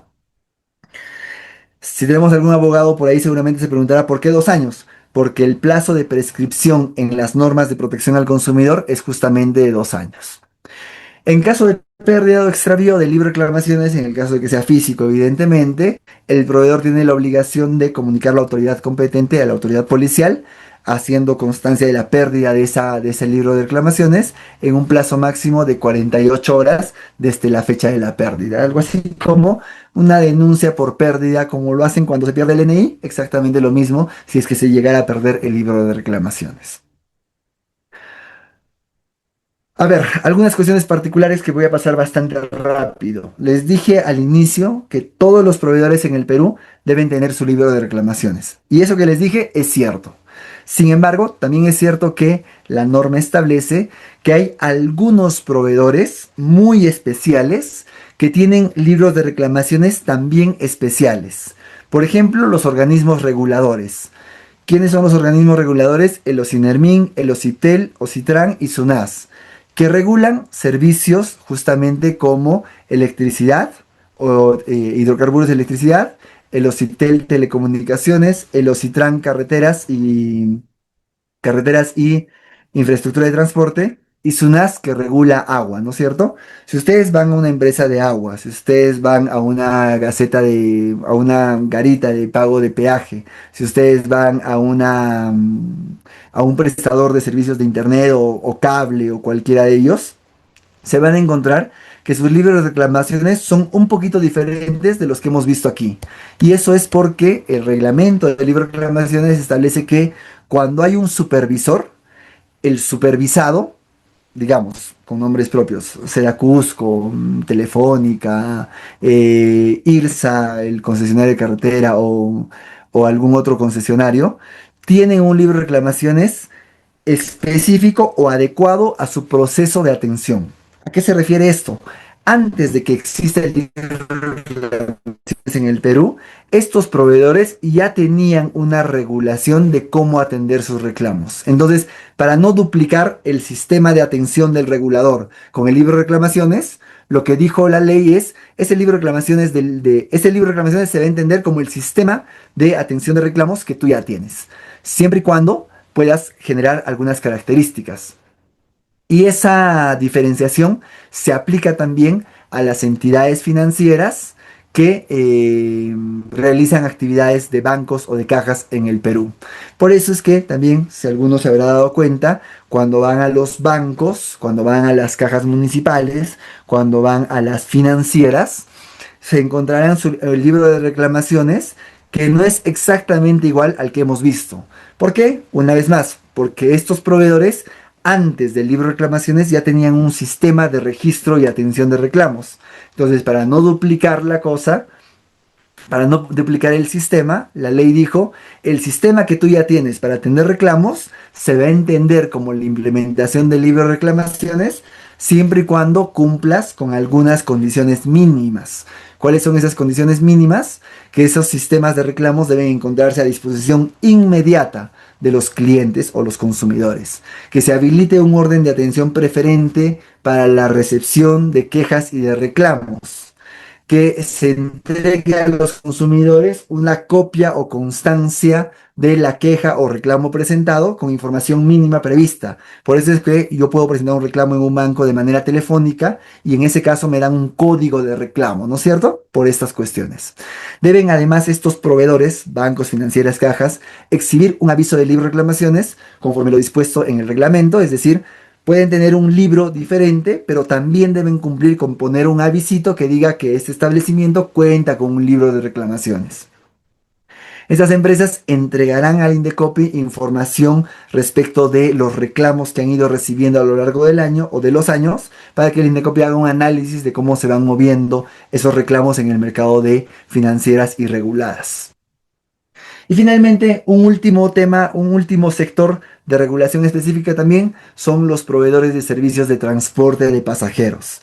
El artículo 2A, que ha sido ingresado posteriormente a este reglamento, dice que los proveedores que desarrollen actividades de transporte público urbano de pasajeros, transporte terrestre interprovincial, transporte terrestre internacional, transporte fluvial, todos estos deberán habilitar un número telefónico y cualquier otro medio alternativo que permita el ingreso y registro de quejas y reclamos. ¿Cuáles son estos medios alternativos? Un correo electrónico, página web, mensajes de texto, cualquiera de ellos, que además se haga sin perjuicio de la obligación de implementar el libro de reclamaciones en sus establecimientos comerciales abiertos al público. Me explico mejor qué es lo que quiere decir la norma. Si yo voy a ir a, no sé, a Arequipa, por ejemplo, puede ser que en el transcurso del viaje tenga un problema. Entonces, una solución es que cuando llegue a Arequipa me vaya al módulo de la empresa que me trasladó y les pida en ese módulo el libro de reclamaciones. Pero lo nuevo de esto es que en el bus también debe haber un aviso con un correo electrónico, una página web, un teléfono, donde desde el bus yo pueda ingresar el reclamo. Me dirán, no he visto eso en los buses. Seguramente falta mayor fiscalización por parte de la autoridad competente para que se cumpla la norma, pero la norma está vigente. Todos los servicios de transporte terrestre, interprovincial, transporte internacional o transporte urbano deberían tener este medio alternativo para para registrar los reclamos a distancia.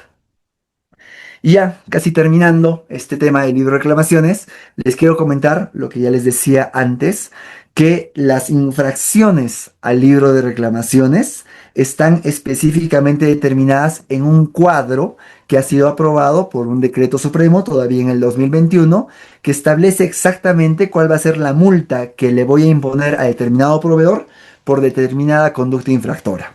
Y como se darán cuenta en este cuadro número 1, no son multas muy pequeñas, ¿ah? Van multas de 1 a 2 UITs en el caso de microempresas, en el caso de pequeñas empresas hasta 5 UITs y en el caso de mediana y gran empresa hasta 10 UITs, por infracciones que son más o menos estas: no contar con libro de reclamaciones, no brindar apoyo para ingresar un reclamo, no poner inmediatamente a disposición del consumidor el libro de reclamaciones, no habilitar un orden preferente para recibir reclamos, no contar con libro de reclamaciones de respaldo, ¿se acuerdan? Les dije libro de reclamaciones virtual y si es virtual, uno de respaldo, ¿no es cierto? El no tener el de respaldo también es una infracción. El no entregar la hoja de reclamaciones, el no contar con aviso del libro de reclamaciones, el no atender o no responder un reclamo, el no o el condicionar la atención del reclamo al pago de un servicio o no poner a disposición del Indecopi la información del reclamo, son conductas que se consideran infractoras al código, a la implementación del libro de reclamaciones. Y todas esas conductas tienen un valor predeterminado que van a hacer que ante cualquier caso la multa ya no se decida por parte de la autoridad específica, sino que ya esté predecidida. Y por eso quiero mostrarle algunos casos reales que ya son de público conocimiento porque son de años pasados y por eso se los puedo mostrar tal cual están. Por ejemplo, este expediente del 2021 en el que el Indecopi sancionó a estas empresas, que son empresas, por lo menos una de ellas bastante conocidas en el Perú, con una multa de 10 UITs. Y dice, confirmar la resolución que sancionó a despegar.com por haberse probado que no atendió de manera adecuada y oportuna el reclamo tal de enero del 2021 presentado en el libro de reclamaciones del referido proveedor. Es decir, si ustedes son funcionarios o asistentes de atención al usuario de un particular, deben saber que, por ejemplo, por no responder oportunamente, ¿cuánto era oportunamente? ¿Se acuerdan? 15 días hábiles, ¿no? Por no responder oportunamente un reclamo puesto por un consumidor, pueden hacerse acreedores de una multa de 10 UITs. ¿Cuánto es 10 UITs? Para los que no están muy enterados, al 2026, 25, 26, es una multa de aproximadamente 54.000 soles. Entonces, imagínense, si soy una gran empresa, tener un asistente encargado específicamente del servicio de atención de reclamos, debe ser importante porque el solo hecho de no responder un reclamo, como en este caso, puede ocasionar una multa de 53.000, 54.000 soles, que no es poco, dicho sea de paso, ¿no?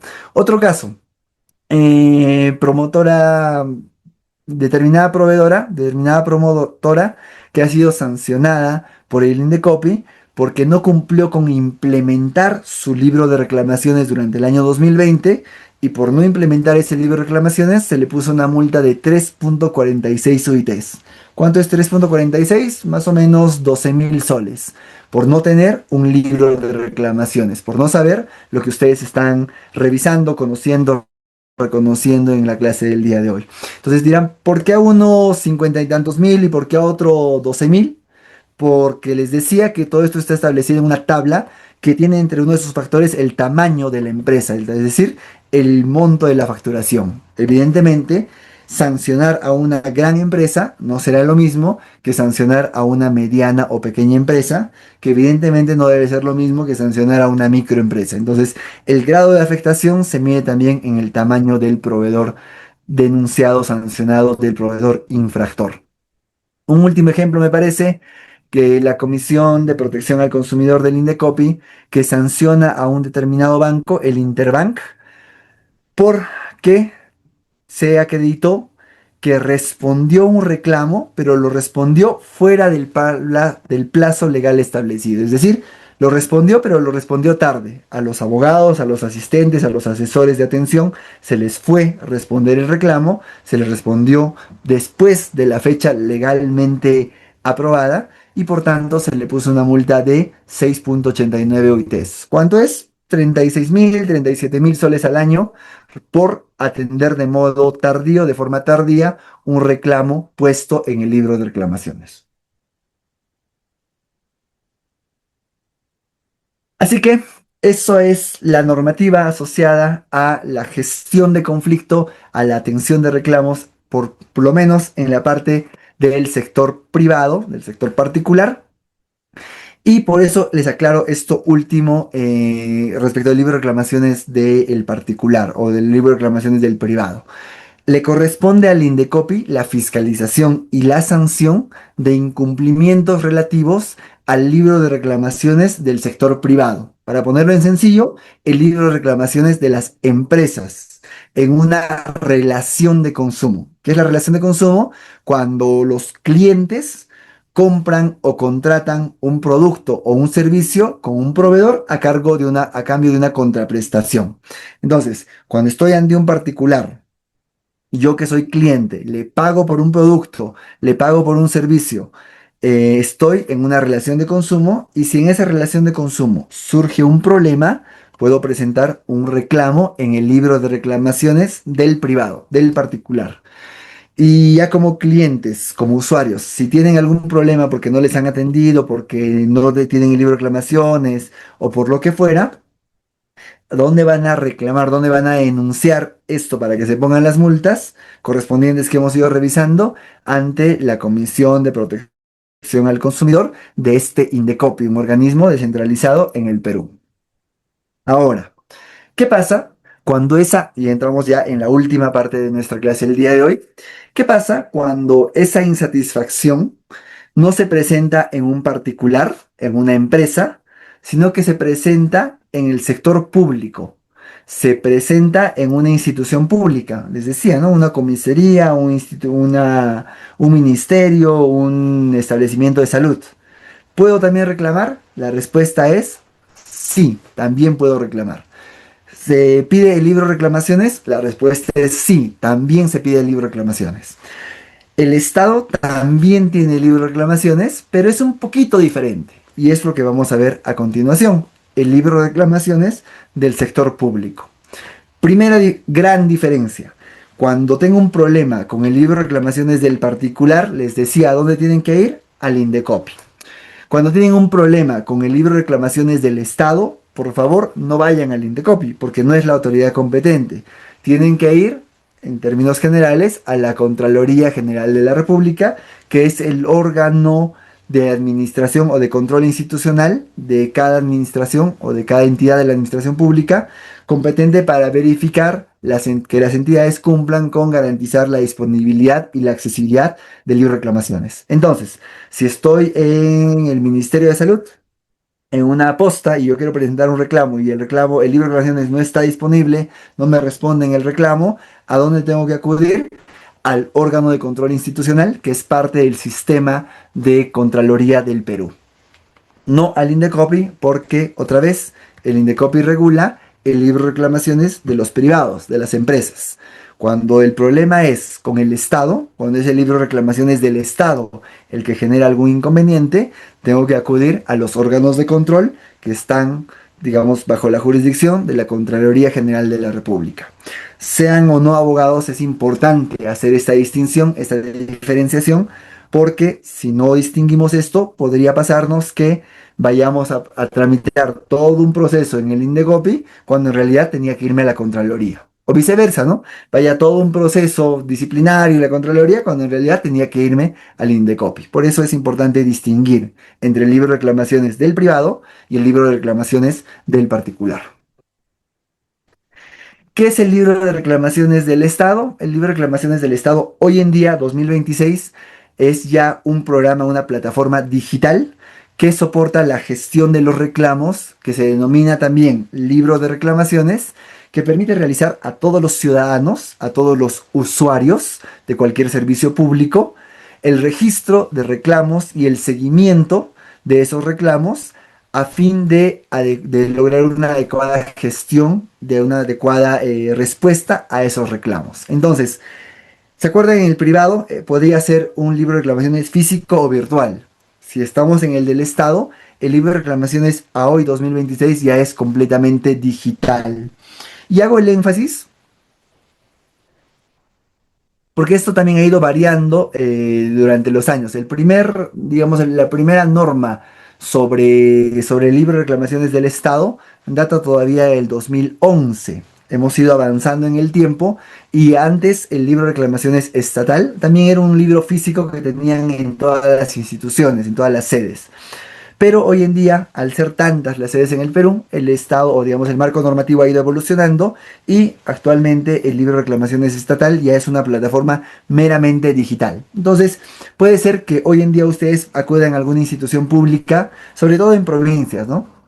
Y que vean todavía ahí en los módulos de atención, o si ustedes trabajan para el Estado en alguna institución pública y son asistentes de atención al usuario, probablemente todavía les han encargado el libro de reclamaciones estatal, un físico, un blanco con letras azules que ponía el Estado antes a disposición de los ciudadanos. Hoy en día, 2026, ya la plataforma de reclamo es completamente virtual, así que hay que actualizar esas consideraciones también. Entonces, les decía cuáles son los antecedentes. La primera norma que estableció la obligación de contar con un libro de reclamaciones en el Perú fue el Decreto Supremo 42, todavía 2011, de PSM, que dijo todos los establecimientos de la función pública deben tener también un libro de reclamaciones. Luego se ha ido modificando, le ha ido evolucionando esa norma y la última modificación que tenemos, el Decreto Supremo 7 de 2020, que deroga el anterior y establece la implementación del libro de reclamaciones actual en el Perú, que les decía que es ya de carácter meramente virtual. Y ojo, lo repito, sé que estoy siendo reiterativo, pero es importante que se vayan de la sesión de hoy distinguiendo esto. Este libro de reclamaciones de las entidades públicas se diferencia del libro de reclamaciones de los establecimientos comerciales, de los privados, de las empresas, que es regulada por el artículo 150 del Código de Consumidor, que corresponde al INDECOPI. Es una cosa completamente distinta.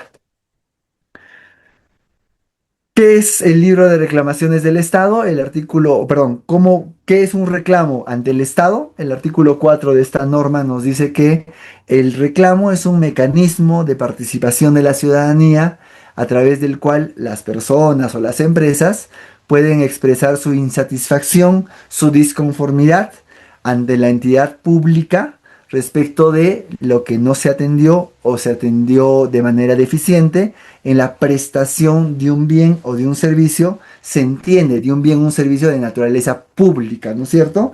Los ejemplos más claros, cuando yo voy a una comisaría y quiero poner una denuncia y no me la reciben, o se demoran demasiado tiempo en atenderme, o me atienden de manera indebida, desprolija. Cuando yo voy a un establecimiento de salud y el orden de atención de las filas no se respeta, o hay una demora demasiado larga, o el funcionario encargado de la atención simplemente no está en su puesto de trabajo.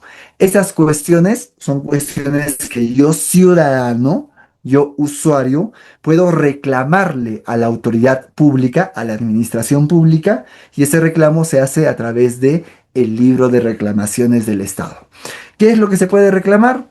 Ya en términos genéricos o generales, el trato profesional durante la atención, o la falta de ese trato profesional más bien, la información que no ha sido trasladada, el tiempo de la atención, el acceso o la accesibilidad a la prestación, el resultado o de la gestión o de la atención, son cuestiones que yo puedo reclamar en el libro de reclamaciones del Estado. Una última tingencia, una última consideración, y con eso ya vamos cerrando este tema. Que no vayan a creer, los que son abogados, sobre todo si están conectados, no vayan a creer que el libro de reclamaciones es una vía de impugnación adicional. No, no funciona así.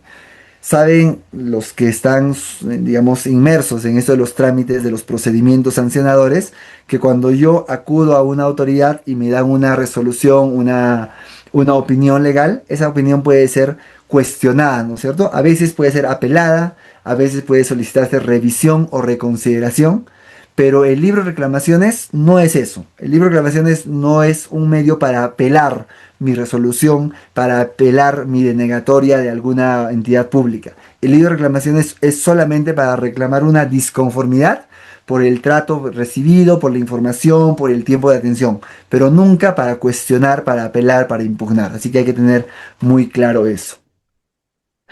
El libro de reclamaciones del Estado, con el Decreto Supremo 7/2020, que es el último, les decía, se crea ya una única plataforma centralizada que se llama Libro de Reclamaciones, que permite registrar, rastrear y gestionar todos los reclamos de las entidades públicas. Entonces, el día de hoy, en unos 5 minutitos más, 10 minutitos más que terminemos la clase, los invito a hacer el ejercicio.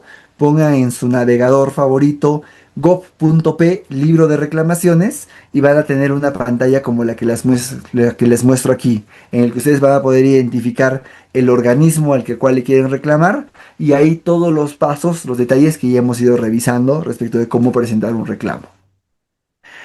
Algo importante también que me parece saludable y también, y por tanto hay que reconocerlo, que actualmente este libro de reclamaciones estatal permite ya presentar reclamos en lenguas originarias y por tanto prohíbe que se rechacen reclamos por estar en otro idioma. Entonces, si yo soy quechua hablante, puedo poner mi reclamo en el idioma quechua y no puede responderme diciéndome, preséntamelo en castellano.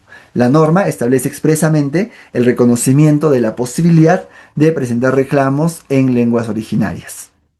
Y finalmente, la presentación de un reclamo, evidentemente, cuando es ante el Estado, no tiene ningún costo, no puede generar ningún costo la tramitación de este procedimiento. Así que ninguna autoridad puede establecer una tasa en su tupa respecto de la presentación de reclamos, por ejemplo.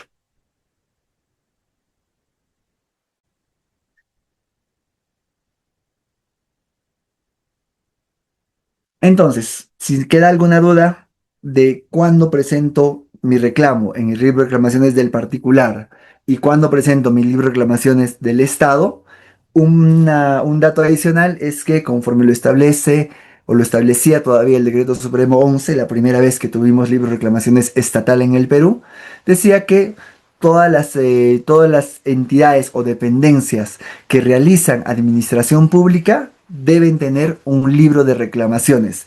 Por favor, obvien esta parte que dice físico virtual. Esta es una norma que ya cambió. Les decía, actualmente el libro de reclamaciones del Estado es solamente virtual, la plataforma digital de la que les comenté, pero se mantiene la idea de que deben ser todas las entidades de la administración pública. ¿Y qué se define o quién define una entidad de la administración pública? Nuestra Ley de Procedimiento Administrativo General 27444 señala que son entidades de la función pública el Poder Ejecutivo, el Poder Legislativo, el Poder Judicial, los gobiernos regionales, los gobiernos locales, los organismos autónomos o constitucionalmente autónomos, todos los proyectos o programas del Estado que se realizan en virtud de las potestades administrativas e incluso las personas jurídicas bajo régimen privado, pero que brindan servicios públicos.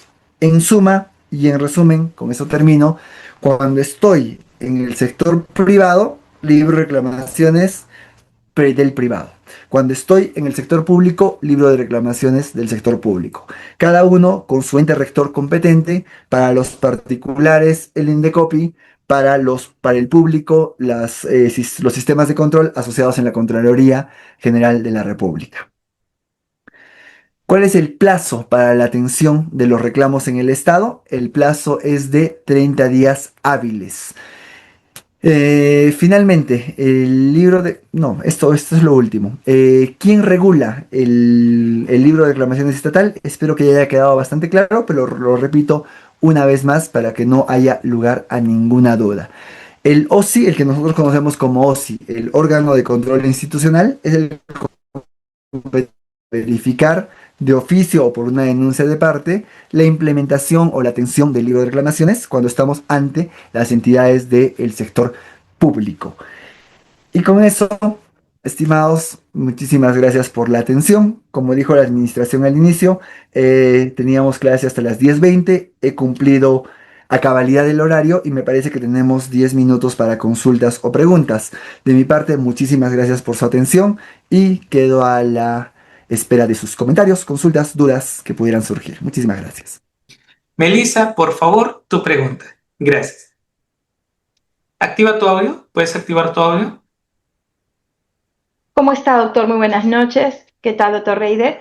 Y doctor Bixson, muy magistral la clase, muy enriquecedora. Mi consulta iba en el caso de los privados, cuando se realiza un reclamo, muchas veces los usuarios no saben, en este caso, un ejemplo, una empresa de telecomunicaciones.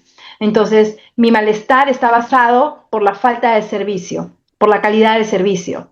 Entonces, muchos usuarios no saben que hay entidades como el OCITEL que regula, en este caso las empresas de telecomunicaciones, y el INDECOPI que también los regula en cuanto al servicio, ¿no? Muchas veces los usuarios no sabemos y queremos reclamar, no sé, una tarifa excesiva, un cobro excesivo por parte de la empresa que me presta el servicio de telefonía. Entonces, lo primero que pedimos es el libro de reclamaciones.